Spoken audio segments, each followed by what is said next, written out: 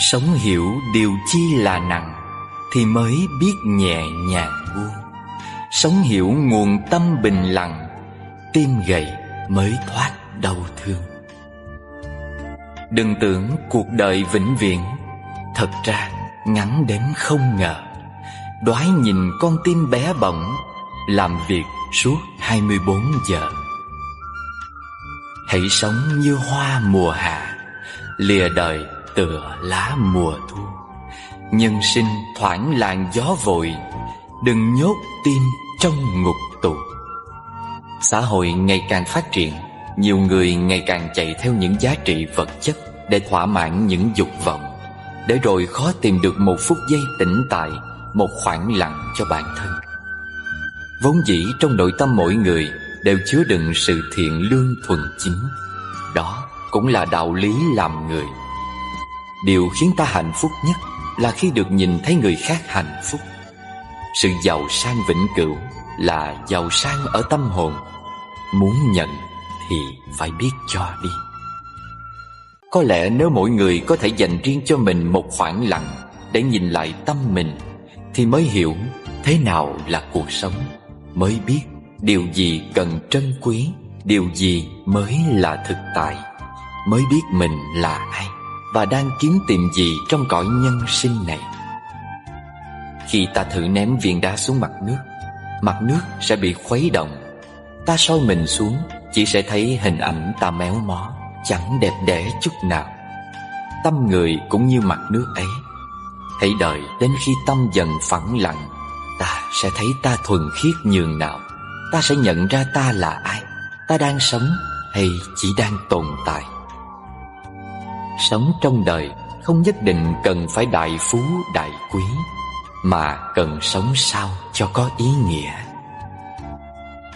Nhiều người vất vả lao lực kiếm tiền thật nhiều, cuối cùng tiền còn, người mất. Thử hỏi sống như vậy có đáng hay không? Tiền do con người kiếm được, cũng do chính người tiêu xài. Ăn uống quá kham khổ để dành dụm tiền, rất thích món nào đó nhưng không dám mua.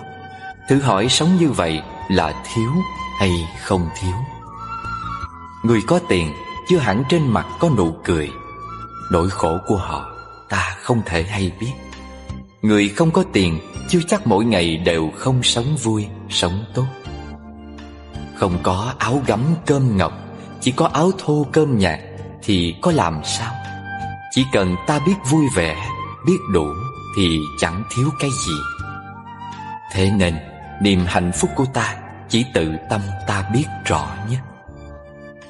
Người đi xe đạp không hẳn là không có tiền gửi ngân hàng. Người đi ô tô sang trọng chưa hẳn không đi vay ngân hàng. Hạnh phúc không nhất định phải so sánh với người khác, mà là chậm rãi dùng tâm của mình cảm nhận. Vui vẻ không nhất định do người khác tạo nên, mà cần phát khởi chân thành từ nội tâm ta. Có người sinh ra phước nghiệp tốt, có xe cộ, nhà cửa, tiền bạc đủ đầy. Có người sinh ra đã mệnh mỏng, không ai chăm sóc, không có ai để dựa vào. Dù xuất phát điểm của ta thế nào, nhất định cũng đừng xem nhẹ bản thân. Dù đang trong nghịch cảnh thế nào, nhất định đừng bỏ cuộc. Sự đời thay đổi vô thường, rồi sẽ có ngày ta thành người như ta mong muốn. Đời sắp hết, sao muộn phiền chưa hết? Bao lo toan, chẳng một chuyện ra hồn. Ngước mắt nhìn chiều tím nhuộm hoàng hôn, nghe trời đất chứa lẽ gì sâu thẳm. Chiều qua phố, lặng người khua bước chậm. Ta về đâu, đời dạt cuối chân trời. Loay hoay cùng nhịp trái đất mù khơi. Dường hoang phí đời ta trong mờ mịt. Đời sắp tối mà bàn chân chưa biết, nẻo về sau rạng rỡ ánh mai hồng. Ôi dã tràng một kiếp đã hoài công, mình cô phụ chính mình bao kiếp nữa. Đời mộng mị sao lòng hoài chan chứa, biển mặn đầy cơn khát chẳng hề nguôi. Ta là ai mà đắm đuối cuộc đời, mà đánh đổi nụ cười qua nước mắt. Một ngọn nến ngời khi tà dương sắp tắt, còn chút này sực tỉnh thắp bình minh. Xoay mặt vào trong, thôi bắt bóng đuổi hình, cho vạn kiếp lên đên chừ khép lại. Đôi mắt nhắm thương chuỗi ngày ngây dài, nhân gian ơi, cõi mộng biết chăng là. Khi đến với cuộc đời này, ta chẳng mang theo thứ gì. Khi rời đi, ta chỉ như một làn khói. Ngẫm lại đời người thật đơn giản vậy. Vinh hoa phú quý rồi cũng thoáng qua theo ngày tháng. Ân ái tình thù rồi cũng trở về với cát bụi. Một nhà doanh nghiệp rất nổi tiếng có thói quen rất lạ. Cứ cách một thời gian, ông lại dẫn vợ con đến lò hỏa táng để xem. Có người hỏi ông nguyên do làm thế. Ông nói rằng chỉ cần đến nơi đó, cái tâm nóng nảy của ông sẽ mau chóng an tĩnh lại, thấy danh lợi tiền tài thật nhẹ nhàng. Ở nơi hỏa táng này, không kể bạn từng là quan to, quý tộc, quyền cao chức trọng, uy danh hiển hách, hay là một người dân bình thường, nghèo rớt mồng tơi không ai biết đến, đều cùng tư thế nằm bất động, đều được đưa vào bên trong cái lò đang bốc cháy ngùn ngụt. Khi trở ra, ai cũng chỉ còn lại phần tro được đựng trong một chiếc hộp vuông nho nhỏ, có tấm vải đỏ bọc bên ngoài. Hôm nay, chúng ta sống trong một thế giới đầy vật chất, dục vọng, bởi những cám dỗ mê hoặc, quyền lực, địa vị, tiền bạc, mỹ sắc, ăn ngon mặc đẹp, dễ làm cho con người ta trở nên ngông cuồng, ngạo mạn, đam mê và tư lợi. Khi bạn cảm thấy hiện thực và ước mơ có sự chênh lệch, khi bạn cảm thấy không kiềm chế được tâm ân oán tình thù, hơn thua được mất, thủ đoạn mưu tính hại người, sao bạn không thử đi đến nơi lò hỏa táng để nhìn ngắm thật kỹ nắm tro tàn là cái còn lại của một kiếp người? Rất có thể nắm tro nào đó là người mà bạn mới vừa trò chuyện đầy ngưỡng mộ và say mê vài hôm trước. Giây phút nhận ra sự vô thường của kiếp người, bạn sẽ cảm thấy những áp lực đang đè nặng nơi tâm hồn trở nên nhẹ nhàng hơn rất nhiều. Dù biết chung quanh lắm khổ buồn, ái tình, danh, lợi mãi tơ vương, bồn bà tất bật quên nhìn lại những kẻ về không ở cuối đường. Dù thấy bao nhiêu kẻ chết rồi, mình không như thế, chuyện xa xôi.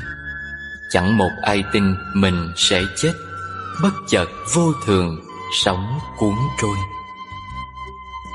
Ai đã thấy, nghe, biết cả rồi, thì về kẻo muộn bóng chiều rơi. Mồ hoang lắm kẻ còn xanh tóc, bận lòng chi nữa, dã tràng ơi. Hạnh phúc là gì? Đến nơi đâu mới tìm được hạnh phúc? Con người vẫn luôn mong muốn tìm đến được bến bờ hạnh phúc, nhưng lại không hiểu rằng hạnh phúc có trong những điều rất giản dị. Bạn có bao giờ ngồi một mình thinh lặng và suy nghĩ về những câu hỏi như: bạn là ai? Tại sao bạn có mặt trên cõi đời này? Điều gì quan trọng nhất trong cuộc sống của bạn? Câu trả lời tùy thuộc vào mục đích sống của bạn là gì. Nếu mục đích sống của bạn là sự giàu có, thì tiền bạc là quan trọng nhất. Nếu đó là có được một địa vị cao trong cuộc sống, thì sự thăng tiến trong sự nghiệp là điều quan trọng nhất. Còn nếu đó là hạnh phúc, thì gia đình và tình yêu và đời sống tâm linh là quan trọng nhất. Người hạnh phúc là người biết mang lại hạnh phúc cho những người xung quanh. Tôi nghĩ rằng điều quan trọng nhất trong cuộc sống của mỗi con người chính là sống làm sao cho mình được hạnh phúc. Và để làm được điều đó thì cần phải mang hạnh phúc đến cho gia đình, bạn bè, đồng nghiệp. Và cũng đừng quên mang hạnh phúc đến cho chính mình bằng những thú vui giải trí cùng mọi người xung quanh nhiều hơn. Cuộc sống luôn đa dạng và phong phú. Hãy luôn quan tâm đến tất cả những điều đó. Khi bạn đau ốm, có người tận tình chăm sóc cho, đó chính là hạnh phúc. Khi bạn lạnh, có người ôm bạn, đó chính là hạnh phúc. Khi bạn khóc, có người an ủi bạn, đó chính là hạnh phúc. Khi bạn già, có người bầu bạn cùng, cũng là hạnh phúc. Khi bạn sai, có người bao dung, tha thứ cho bạn, cái này là hạnh phúc. Khi bạn vất vả, có người thương xót, đây cũng chính là hạnh phúc. Hạnh phúc không phải là quanh bạn có bao nhiêu người, mà là có bao nhiêu người bên cạnh bạn. Hạnh phúc không phải là bạn lái những chiếc xe sang trọng, mà là bạn lái xe về đến nhà bình an. Hạnh phúc không phải là bạn tích trữ được bao nhiêu tiền, mà là mỗi ngày thể xác và tâm hồn được tự do, được làm những việc mình yêu thích. Hạnh phúc không phải là chồng, vợ của bạn thành công, xinh đẹp ra sao, mà là chồng, vợ của bạn luôn có thể nở nụ cười rạng rỡ. Hạnh phúc không phải là được ăn ngon, mặc đẹp, mà là không có bệnh, không có tai ương. Hạnh phúc không phải là lúc bạn thành công được tung hô nhiệt liệt, mà là lúc bạn sa cơ, vẫn có người nói: bạn tôi à, cố lên. Hạnh phúc không phải là bạn nghe qua bao nhiêu lời ngon ngọt, mà là khi bạn bi thương rơi lệ, có người nói với bạn rằng: không sao đâu mà, đã có tôi ở đây. Và hạnh phúc là khi còn có cha mẹ bên đời. Hôm kia nằm mộng thấy đời tột đỉnh giàu sang, bước lên ngôi quyền lực, hạnh phúc và vinh quang. Niềm vui chưa hưởng trọn, bỗng tiếng gà gáy vang. Giật mình choàng tỉnh dậy, ta nhìn ta ngỡ ngàng. Đêm qua nằm mộng thấy mang phận nghèo gian truân, tai ương cùng bệnh hoạn đến bủa vây không ngừng. Bèn ra sông tự vẫn, chợt nắng soi giật mình, thì ra là cơn mộng, mở mắt chào bình minh. Đời giàu sang nghèo khó, hai nét mặt buồn vui. Trong mắt người tỉnh ngộ, mộng cứ là mộng thôi. Khi một người đàn ông biết mình sắp chết, ông ta thấy Thượng Đế tới gần mình, tay xách một chiếc vali. Này ngươi, đã đến lúc phải đi rồi. Sao lại sớm vậy ngài? Tôi còn nhiều kế hoạch chưa thực hiện. Ta xin lỗi, nhưng đã đến lúc. Dạ, ngài mang gì trong vali vậy? Đồ đạc cá nhân của ngươi. Đồ đạc của tôi à? Ý ngài muốn nói là quần áo, tiền bạc của tôi. Những thứ đó chưa bao giờ thuộc về ngươi, chúng thuộc về trái đất. Có phải ký ức của tôi không? Không, cái đó thuộc về thời gian. Người đàn ông lại tiếp tục hỏi Thượng Đế: có phải tài năng của tôi không? Không, chúng thuộc về hoàn cảnh. Có phải là bạn bè và gia đình tôi không? Không, họ thuộc về con đường ngươi đã qua. Có phải vợ con tôi không? Không, họ thuộc về trái tim ngươi. Vậy hẳn là thân xác tôi đây. Không, không, nó thuộc về cát bụi. Vậy chắc chắn là hồn tôi. Ngươi hoàn toàn sai lầm, buồn thay. Hồn ngươi thuộc về ta. Người đàn ông nước mắt đầm đìa và đầy vẻ sợ hãi. Ông ta nhận cái vali từ tay Thượng Đế và mở ra. Trống không. Cõi lòng tan nát, nước mắt lăn dài. Ông hỏi Thượng Đế: tôi không có gì ư? Thượng Đế đáp: đúng vậy, ngươi không có gì cả. Vậy ư? Vậy cuối cùng tôi có được gì? Khoảnh khắc. Mỗi khoảnh khắc trôi qua là của ngươi. Cuộc đời là một chuỗi tập hợp những khoảnh khắc. Cho nên hãy sống, hãy yêu, hãy tận hưởng cuộc đời này khi còn có thể. Hãy tận hưởng và sống trọn vẹn với từng khoảnh khắc, ngay tại thời điểm này và ngay tại đây. Một người biết mình đang đi dần đến cái chết thường gắng sống cho thật trọn vẹn trong những ngày còn lại. Họ sống thật chậm để nhìn cuộc đời, để nhìn người thân lần sau cuối. Tất cả xung quanh họ đều thật đẹp, thật quý biết bao. Họ trân trọng từng phút giây đi qua và từng phút giây đang đến. Đối với họ, mỗi giây được sử dụng một cách cẩn trọng. Không bao giờ họ đánh mất một giây phút nào cho việc làm vô ích. Còn ta thì mặc nhiên vung vãi một cách hoang phí từng thời gian đang có mặt. Ta đã sống hết mình với chính thời điểm hiện tại hay chưa? Từng bước chân ta đi đã đi hối hả. Ta quên nhìn vẻ đẹp của hàng cây dương bên đường. Ta đi như ma đuổi. Ta sống cạnh người thương nhưng chưa thật sự một lần có mặt trọn vẹn. Ta mãi lo toan những tính toán của cuộc đời. Chợt nhìn lại thì hỡi ôi, người đã đi xa. Ta đã biết tha thứ, bỏ qua lỗi lầm, hay vẫn còn đắm mình trong dằn vặt khổ đau? Ta ơi, hãy trở về sống cho trọn vẹn ngày hôm nay, để mai này nếu có ra đi, ta vẫn không bao giờ hối tiếc. Trong giờ phút hôm nay, ta hãy sống tha thứ, sống bao dung, dùng tất cả tấm lòng để đối đãi lẫn nhau. Chung quanh ta có biết bao nhiêu điều màu nhiệm. Cành cây, bông hoa dại ven đường cũng thật đẹp biết bao nhiêu. Hãy bước đi cho thật vững vàng trong từng bước chân. Hãy yêu hết lòng trong từng phút giây đang có.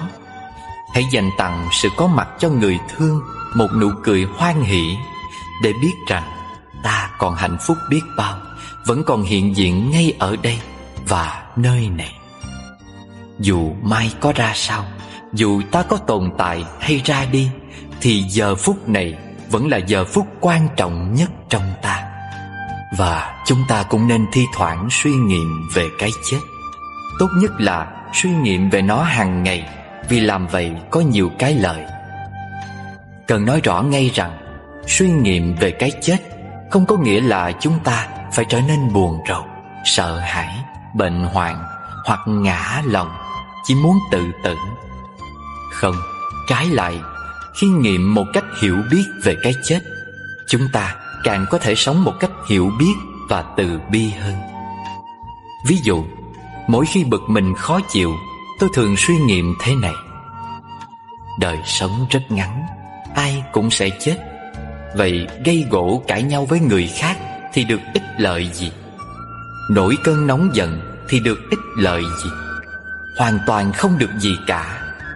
Tốt hơn là mình nên giữ lòng bình an. Cãi nhau hay nổi nóng không giải quyết được vấn đề, mà chỉ tạo thêm hận thù phiền toái. Nghĩ như vậy giúp tôi nguôi ngoai, tự kiểm soát lấy mình, không để bị cuốn theo những cảm giác tiêu cực. Nhờ thế mà cư xử nhẹ nhàng, khéo léo hơn với những người khác. Đương nhiên, điều này không phải luôn luôn dễ làm. Đôi khi, có lẽ rất nhiều khi, tôi quên đi suy nghiệm ấy, nên bị vướng vào những đại ngôn và xúc cảm quá mức. Nhưng khi tôi đã tự nhắc mình về sự ngắn ngủi của cuộc đời và sự phi lý của việc nổi nóng, tôi nguôi lại và ăn nói với sự dịu dàng, tự chế. Tương tự, khi bị kích động hoặc lo lắng về một chuyện gì đó, tôi tự hỏi: lo lắng bồn chồn có được ích gì? Cuộc đời sẽ trôi qua. Cái chết đang chờ đón tất cả mọi người, không chừa một ai. Cái chết làm bình đẳng tất cả mọi người. Do đó, khi còn sống, tôi nên sống một cách tốt nhất mà tôi có thể. Tức là sống với tỉnh giác, sống từng giây phút một, từng ngày một, làm hết sức của mình cho ngày đó. Khi nghĩ minh mẫn như vậy, tôi sẽ bỏ qua được mọi lo lắng và sống nhẹ nhàng, hạnh phúc hơn. Hơn nữa, chúng ta có thể suy luận rằng dù có lo hay không lo, tất cả chúng ta đều sẽ già đi và chết. Vậy thà chúng ta già đi mà không lo lắng gì thì có hay hơn không? Suy nghĩ ấy sáng suốt hơn.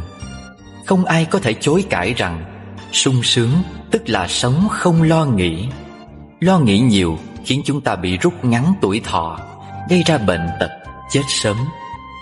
Nghĩ được như vậy cũng giúp chúng ta bỏ qua mọi lo lắng và sống hạnh phúc hơn. Càng suy nghĩ nhiều về cái chết một cách hiểu biết, ta sẽ càng bao dung, nhẫn nại hơn, tử tế, dịu dàng hơn với bản thân và với cả những người khác. Ta sẽ càng ít bám víu vào của cải vật chất, sẽ ít tham lam hơn. Khi nhận rõ sự ngắn ngủi của cuộc đời, khi hiểu rằng dù chúng ta tích lũy của cải được bao nhiêu thì cũng chẳng thể mang được theo một xu khi chết, chúng ta sẽ ít tính toán hơn. Chúng ta có thể nới lỏng ra và bắt đầu hưởng trọn niềm vui, chia sẻ và ban bố, yêu thương và quan tâm người khác. Chúng ta sẽ nhận ra rằng cuộc đời không phải chỉ là tích lũy dành dụm của cải. Chúng ta sẽ thích rộng rãi hơn, chia sẻ và đem niềm vui và hạnh phúc đến cho cuộc đời người khác. Mang lại niềm vui và hạnh phúc đến cho người khác chính là cái làm cho cuộc đời có ý nghĩa và đẹp hơn. Đó mới là điều quan trọng. Lòng thương yêu và trắc ẩn có thể đâm chồi và nở hoa trong chúng ta, giống như một cây đầy hoa đẹp. Chúng ta có thể trở thành những con người thật sự tốt đẹp, đầy lòng từ bi, đối đãi với người bằng cả con tim tràn đầy yêu thương, không phân biệt sắc tộc, tôn giáo, địa vị xã hội. Và rồi cuộc đời của chúng ta sẽ có thêm ánh sáng mới, và chúng ta có thể nói mình thật sự hạnh phúc và nhân bản. Và khi cái chết đến, chúng ta sẽ không có gì ân hận khi rời thế gian. Chúng ta có thể chết một cách hạnh phúc và an bình, với một nụ cười trên môi. Nhân gian vui khổ xoay vần, bôn ba chi cũng phù vân cuối trời.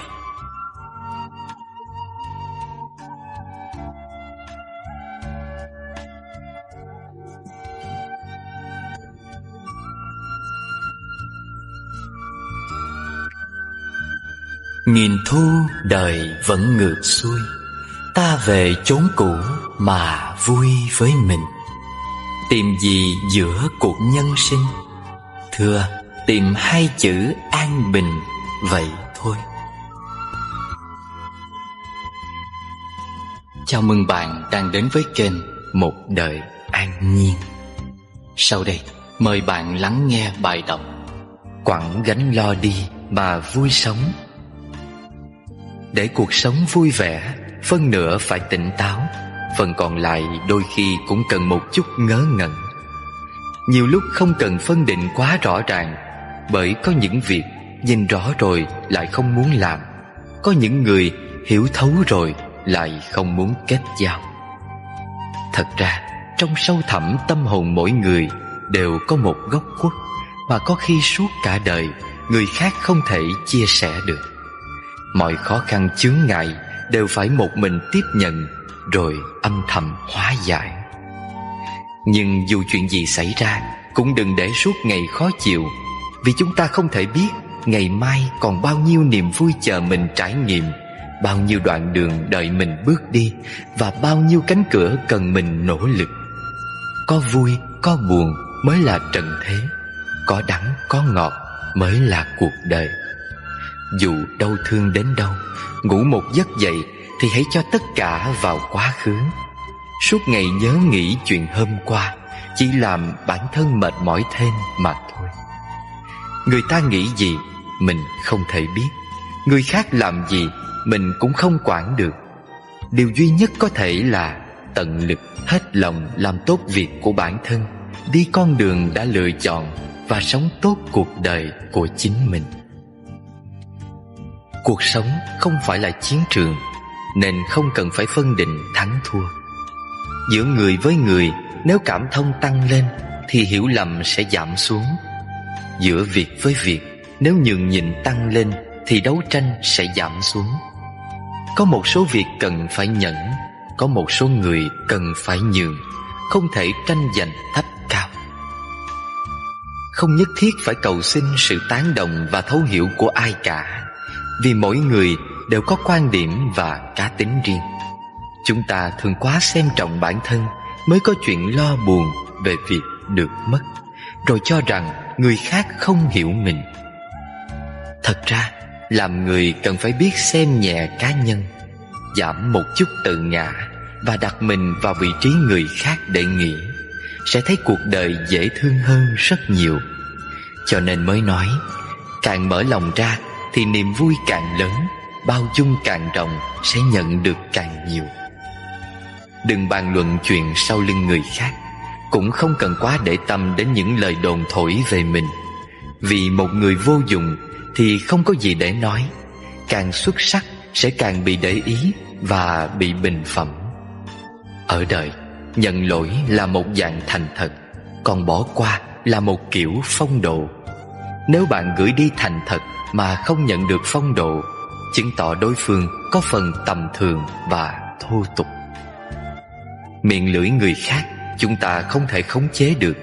Việc dễ dàng nhất là giữ cho mình một tấm lòng nhẹ nhõm, rồi bước qua những rối rắm cuộc đời. Tiền tài là để tiêu xài, đủ chi dùng là phước đức. Bằng quá nhiều sẽ biến thành mối lo lắng bất an.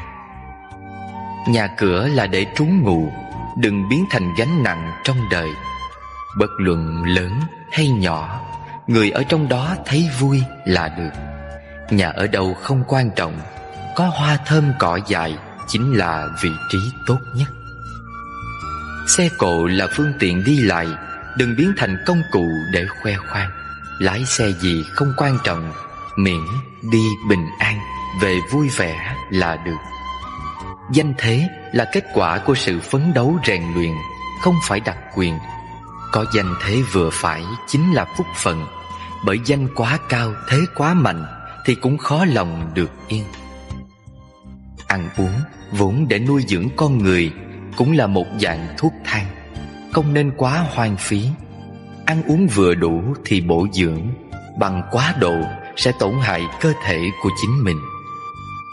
Con người sống một đời, rốt cuộc nhận ra được những gì? Cuộc sống không nhất thiết phải quá sung túc giàu sang, mà chỉ cần mỗi ngày trôi qua đều có ý nghĩa. Hạnh phúc không đến từ sự so bì với người khác, mà dùng tâm từ từ cảm nhận. Niềm vui vững bền không đến từ bên ngoài, mà xuất phát từ nội tâm của mỗi người. Con người sống một đời, điều gì quan trọng nhất? Có người bảo là xe, là nhà và tiền bạc. Vì nó mà nhiều người phải lãng phí sức khỏe, suy sụp tinh thần, xem rẻ sinh mạng. Rồi khi bạn không còn, chìa khóa xe mình mua, người khác nắm. Nhà mình tạo, người khác ở. Tiền của mình làm ra, người khác chi dùng. Vậy một đời, điều gì quan trọng nhất? Có người bảo là thân phận, địa vị và danh tiếng. Vì thân phận mà nhiều người phải đeo đuổi mỗi ngày. Vì quyền thế mà tranh đấu mãi không thôi. Vì hư danh mà suy nghĩ trăm phương ngàn kế. Rồi khi bạn không còn, ai quan tâm thân phận cao thấp? Ai bận lòng địa vị hèn sang? Ai thắc mắc danh tiếng ít nhiều? 100 năm sau, tiền vàng bạc trắng, xe rộng nhà cao, công danh lợi lộc đều không thể mang theo bên mình. Người giàu kẻ nghèo đều trở thành tro bụi, người sang kẻ hèn đều chỉ một mộ phần. Dù nam hay nữ cũng một nắm xương khô. Cho nên mới nói, tất cả đều không quan trọng, sống tốt mỗi ngày mới là điều cần thiết. Giữ gìn sức khỏe, ăn uống điều độ, gieo hạt giống lành, yên ổn vui vẻ, nghĩa tình sâu trước, một đời an vui. Xưa có bầy khỉ nọ, lội xuống hồ vớt trăng. Vớt mãi hoài chẳng được, nên mặt mày nhăn nhăn. Lắm khi mình giống khỉ, tìm hạnh phúc trần gian. Đôi tay vừa chạm tới, mộng vàng vỡ tan. Trăng nghìn thu vẫn đẹp, vì không thuộc về ai. Hồn khát khao chiếm hữu, trăm năm nỗi đau dài. Ta một đời ngây dại, chạy đua với mặt trời, vừa thấy bờ hạnh phúc, hoàng hôn phủ xuống đời. Danh lợi tình mộng mị, tờ đáy nước trăng ngà, lặng chìm trong mê hoặc, nên ngàn đời xót xa. U mê thành kiết khỉ, chúi xuống dòng đảo điên. Ai giật mình ngước mặt, vầng trăng xưa hiện tiền.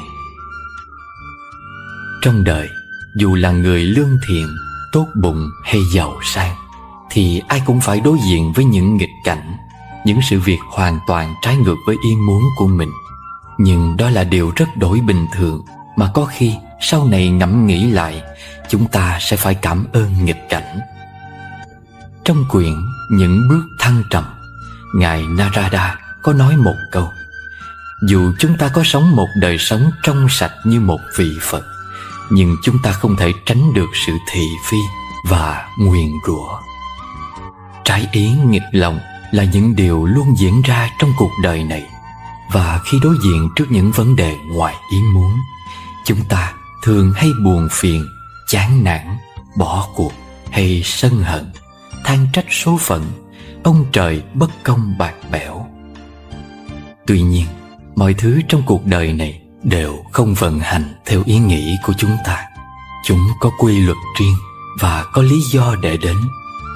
Một người có cách nhìn cởi mở và tích cực sẽ thấy dễ chịu, thoải mái hơn, xem đó là động lực mình chinh phục và bước gần hơn đến mục tiêu của mình. Như một công thức chung, đa phần những người dám đương đầu và vượt qua nghịch cảnh là những người thành công, bởi nghịch cảnh sẽ giúp con người đó trưởng thành, mạnh mẽ hơn rất nhiều. Tuy rằng không ai mong cầu nghịch cảnh xảy ra với mình, nhưng nghịch cảnh lại là bước đệm cho sự thay đổi một điều gì đó bên trong con người hay cuộc sống của họ. Cũng như khi cơn lũ đi qua sẽ để lại một khối lượng lớn phù sa để cây cối được phát triển tốt hơn. Chúng ta thấy những vật quý giá không bao giờ xuất hiện ở giữa đường, mà chúng thường ở trong rừng sâu, núi thẳm. Ngày xưa, để có được những viên ngọc trai, người ta phải lặn sâu xuống dưới đại dương để tìm những con trai có hạt cát rơi vào trong vỏ. Khó khăn muôn trùng và xác suất để có được những viên ngọc trai là không cao, nhưng họ có thể phải đánh đổi cả tính mạng. Hay trong những bộ phim cổ trang mà chúng ta đã từng được xem, những bí kíp võ lâm, những vật quý hiếm thường được cất giấu ở những nơi hiểm trở, khó tìm thấy. Vì sao? Bởi tạo hóa hay con người luôn muốn những thứ đó chỉ xứng đáng được sở hữu từ những con người có nghị lực phi thường. Còn những thứ tầm thường, quá dễ dàng có được thì làm sao có giá trị cao. Cho nên những nơi khó khăn gây cho ta nhiều cản trở, đó lại là những nơi có những cái gì đó đặc biệt. Nhiều người thắc mắc rằng vì sao Đức Phật lại sinh ra ở đất nước nghèo nàn như Ấn Độ, mà lại không sinh ra ở một nơi giàu có, sung sướng. Cũng như anh hùng chỉ xuất hiện khi thời thế loạn lạc. Không có loạn lạc thì không có một trang anh hùng nào, vì nếu có thì xã hội cũng không ai cần đến. Cho nên một bậc vĩ nhân như Đức Phật chỉ có thể có mặt ở nơi mà con người đang rơi vào tận cùng của sự khổ đau, nhiều oan trái để giải quyết đau khổ ấy. Cho nên trong kinh đề cập là Đức Phật Di Lặc sẽ ra đời trong bối cảnh con người phải đến giai đoạn khổ đau cùng cực, cần có một người nào đó để thay đổi. Vì thế, sự cùng cực của khổ đau, cùng cực của một cái gì đó là lý do để bắt đầu thay đổi, và nó lại là cơ hội cho tất cả chúng ta. Mỗi ngày, ta nên học cách quên đi những chuyện làm mình không vui, học cách rời xa những rủ rê làm cho mình trở nên hèn mọn. Ai rồi cũng phải tự mình vượt qua một khoảng thời gian không có ai giúp đỡ, không người ủng hộ hay ân cần hỏi han. Nhưng chỉ có như vậy người ta mới có thể kiên cường vượt qua giông tố. Trên đời vốn không có chuyện bất bình, mà chỉ có cái tâm bất bình. Đừng trách móc oán hận, mà hãy thản nhiên với hết thảy, xem mọi chuyện như khói mây. Rồi bạn sẽ nhận ra rằng đời người rốt cuộc rồi cũng như một cơn gió thoảng, khởi lên rồi tan biến, đến rồi đi, sinh ra từ cát bụi, rồi cuối cùng lại hòa mình vào cát bụi. Tình cảm giống như một cơn mưa, mưa xuống rồi cũng khô đi. Bạn bè chính như một tầng mây, tụ hội rồi lại tan đi mất. Buồn khổ chính là một vò rượu, uống say rồi cũng tỉnh. Thành công nhiều mới biết được sự đáng quý của dũng tâm. Thất bại nhiều mới biết sự đáng quý của kinh nghiệm. Mâu thuẫn nhiều mới biết sự đáng quý của bao dung.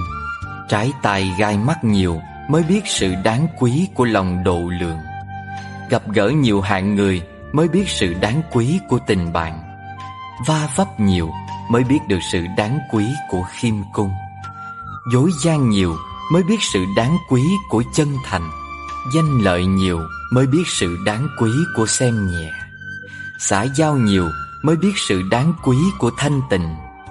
Ràng buộc nhiều mới biết sự đáng quý của tự do.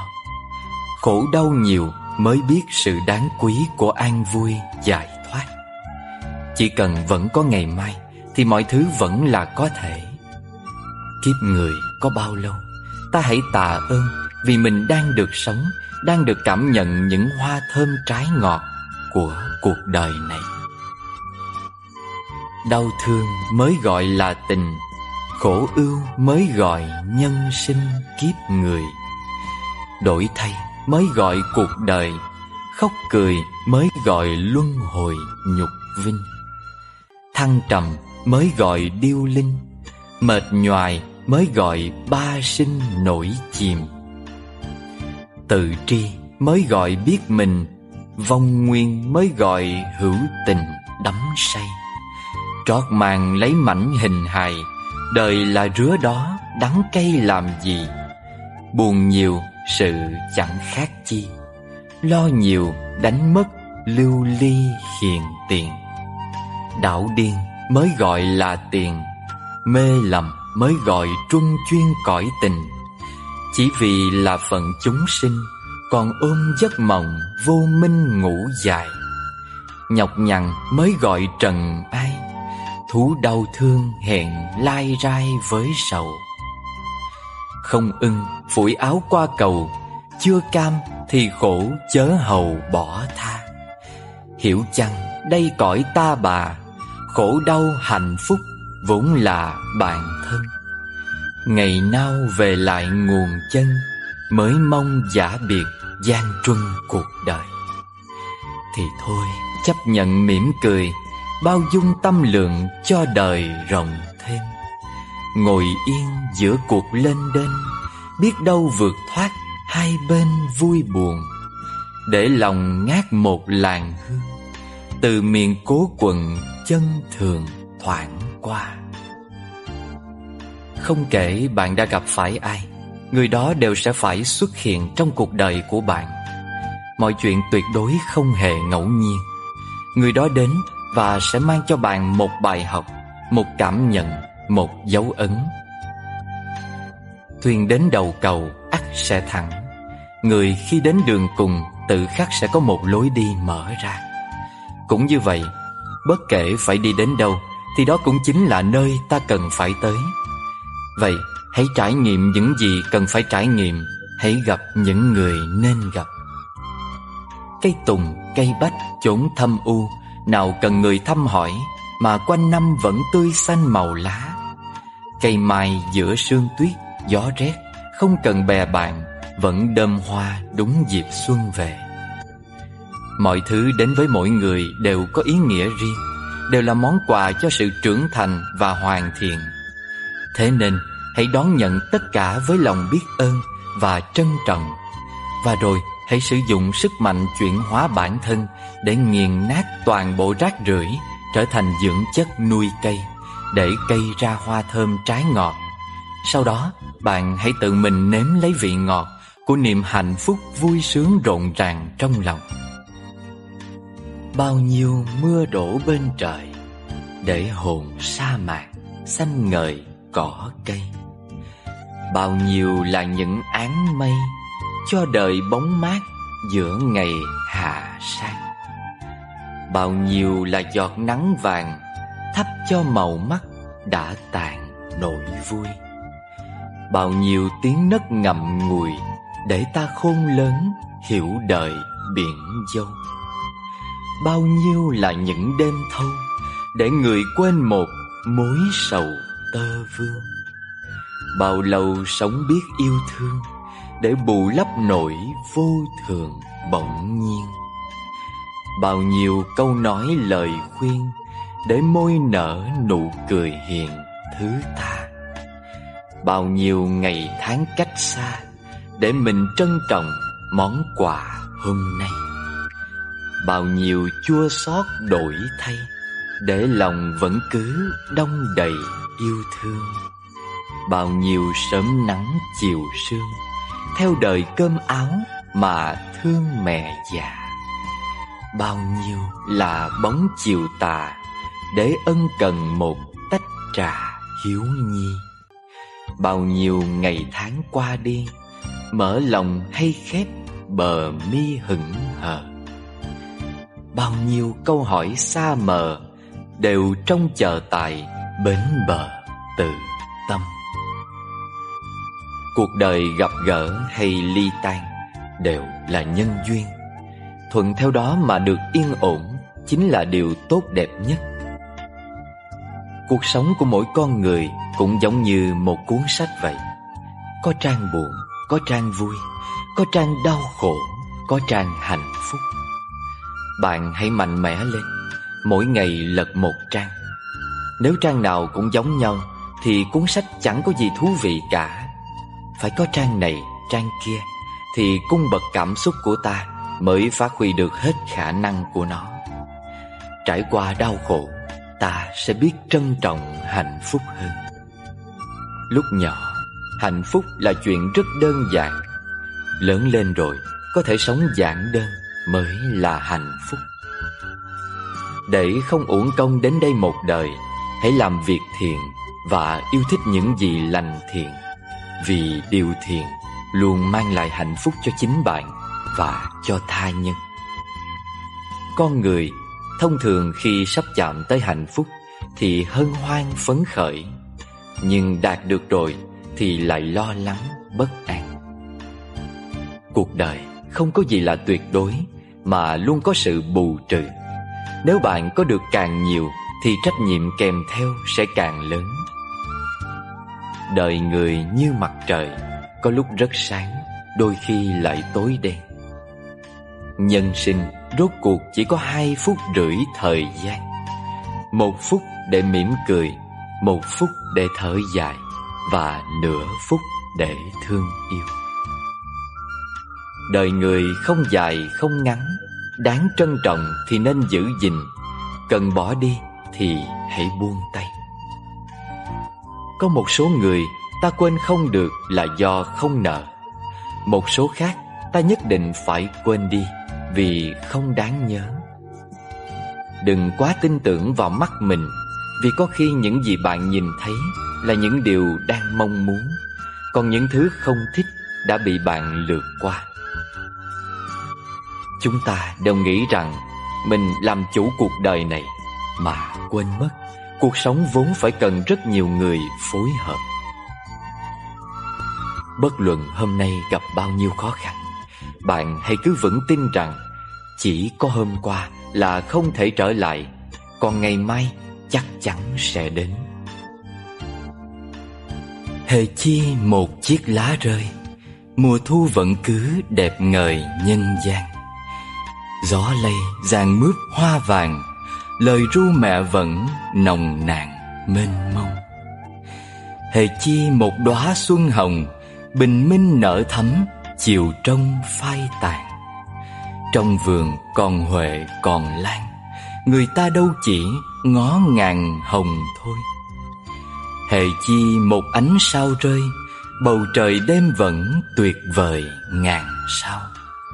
Ánh sao liệm tắt phương nào, con đom đóm nhỏ tự hào sáng hơn.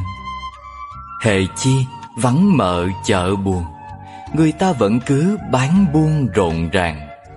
Đầu thôn cuối xóm giữa làng, ai vì mợ vắng vội vàng hỏi thăm. Hễ chi thiếu một thẻ trầm, mà bàn thờ Bụt lặng thầm khói hương. Sư đi hóa độ hoàng dương, điệu ra tiếp khách thập phương thế thầy.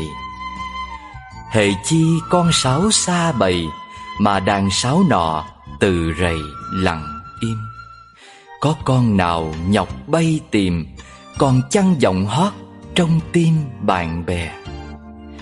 Hễ chi trên lối khuya về, đèn đường vụt tắt nặng nề bước ai. Nắng khuya vằn vặt canh dài, không đèn còn ánh trăng cài ngõ đêm. Hễ chi một phận đời riêng, buông hơi nằm xuống mà nghiêng đất trời. Thiếu ta đời cũng vậy thôi, ta là hạt bụi giữa đời bao la. Thế gian này điều gì là khó làm nhất? Phải chăng là nếu giữ thứ mà ta vẫn hằng say đắm, yêu thích không rời? Đã trót mê say điều gì thì lòng tự dưng sinh ràng buộc, tay níu chặt, tâm lo sợ quẩn quanh. Nghĩ đến ngày rời xa, lòng bỗng khổ đau tiếc nuối muôn trùng. Chung quy cũng vì bản ngã sâu dày, tập khí nhiều đời thích thâu nhận vào, chứ chưa từng nghĩ đến xả ly lìa bỏ. Thường nhân sinh mộng mị, cũng có buông bỏ xa rời, nhưng không phải tự thân chủ động xa lìa, mà là bất lực nắm níu cho tới khi sức cùng lực cạn, thống khổ không thể giữ thêm. Khi ấy mới đành lòng buông xuôi chấp nhận. Cũng là buông bỏ, nhưng tâm thế khác nhau. Một đằng tự buông, và một đằng buộc phải bỏ. Tất nhiên hệ lụy và khổ đau cũng khác nhau nhiều. Có khi nào ngồi lại thành thật với chính mình, ngẫm nghĩ xem những gì ngày xưa ta từng say đắm, giờ còn lại gì? Nếu không là những đống tàn tro ký ức chẳng thể gợi thành lời, nếu không là những tủi nhục triền miên của những kiếp đời lên đên phần mòn, còn gì nữa? Nếu không là những vết thương tích yêu thương đã cũ, tâm hồn nhạt màu vẫn đau đáu mơ về một chân trời hạnh phúc mai sau. Những năm tháng thời gian, những cảm xúc sâu xa và những ước vọng cấu cào gom nhặt hết những tháng ngày hạnh phúc hoặc khổ đau, rồi dệt nên những ảo tưởng đời người. Mình mơ trong mơ, và chưa bao giờ dù là một sát na sống cho trọn lòng với thực tại. Người quên mất con đường, quên mất chốn về, quên đi những nước mắt đại dương vẫn ngày đêm nhấn chìm nhân sinh trong khổ nạn. Và ta chưa thật sự thương mình. Hóa ra ta mới là một chúng sanh đầy khổ nạn cần cứu vớt hơn bao giờ hết. Ta chưa cứu nổi mình thì cứu nổi ai? Những thứ ngày xưa ta đắm say, giờ thành trần ai khói bụi bên đường. Gió thổi qua, hạt trần ai bay xa tít mù khơi vạn dặm. Chỉ còn lại mình ngồi ôm đống tro tàn ký ức. Qua muôn kiếp diệt sinh, bao giờ ta chưa giật mình tỉnh thức, thì ngày ấy vẫn còn chìm trong những mong manh cuồng vội lưng chừng. Mưa đường trần dầm về qua từng kiếp diệt sinh, bụi đường hoen phai đi màu áo bạc vô thường. Một mai người hành giả tỉnh giấc phù hoa, đưa tay hứng giọt tịnh thủy cam lộ, gột rửa hết những đoạn trường mỏi mệt. Rồi thì ta là ai đây, giữa những bộn bề mất được, giọt nắng bên trời nào rơi rụng giữa hư không. Người trong thiên hạ lấy mốc 100 năm là hạn định, nhưng mức trung bình của một đời người vào khoảng 70-80 năm. Tới lúc ấy rồi thì ai cũng đến đi theo lẽ đời hư ảo. thời hoa niên tung bay khắp năm châu bốn bể, học hỏi, đào luyện bản thân và khám phá thế gian nhiều biến động, nhưng cũng rất tươi tắn lạ kỳ. Đến lúc trung niên bắt đầu học cách dừng lại, chiêm nghiệm lẽ vi diệu của cuộc đời, nội tâm hướng vào trong và bắt đầu sống hòa hợp với vũ trụ, nhân sinh. Lão niên bắt đầu rệu rạo, sinh mạng như lá mùa thu, xác xơ và lung lay trước gió, chỉ chờ ngày nhân duyên sinh mệnh chấm dứt, lại trở về cội nguồn đất mẹ, theo vòng quay sinh diệt của đất trời mà luân hồi trong muôn ngàn biểu hiện có, không. Tâm thái lúc giờ đây đã học được cách dần buông bỏ mong cầu. Đôi bàn tay bắt đầu biết cho đi những gì đã từng chấp thủ.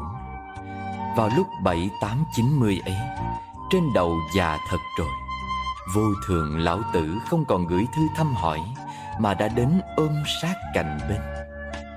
Hãy thử ngẫm vào giây phút ra đi ấy, những người ta đã yêu thương, những ai đã từng thù hận, những điều trân quý, những thứ phấn đấu cả đời đạt được, rồi có nghĩa lý gì? Đứng một bên bất lực mà nhìn lại xác thân tứ đại của mình đang nằm lạnh lùng kia, cùng những người quen biết vây quanh, từ sâu trong tâm khảm họ đang khóc thương hay trách móc. Vào phút giây ấy, thứ mà người ta nhớ đến nhau nhất là gì nếu không là sự tử tế? Một đời duyên phận, năm tháng bình yên, hạnh phúc sẽ chia cùng nhau trên một đoạn đường ân nghĩa.